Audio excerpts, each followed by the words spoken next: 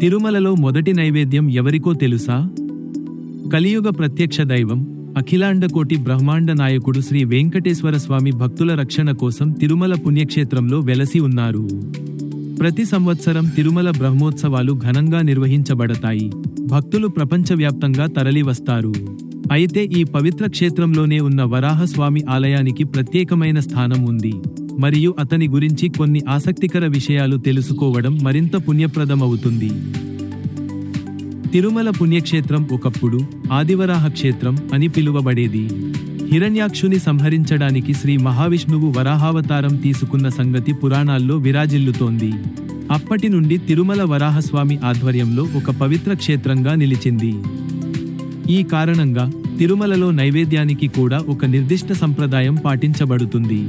ముందుగా వరాహస్వామికి నైవేద్యం సమర్పించి ఆ తరువాత శ్రీ వెంకటేశ్వర స్వామికి నివేదిస్తారు. ఇది భక్తుల ఆచారంగా కొనసాగుతుండటం విశేషం. భక్తులు కూడా తమ యాత్రలో ముందుగా వరాహస్వామిని దర్శించుకోవడం, ఆ తరువాత శ్రీ వెంకటేశ్వర స్వామిని దర్శించుకోవడం ఒక సంప్రదాయంగా పాటిస్తున్నారు. ఇది వరాహస్వామి పురాతనతను, పవిత్రతను మరియు తిరుమల క్షేత్రంలో అతనికి ఉన్న ప్రాధాన్యతను తెలియజేస్తుంది.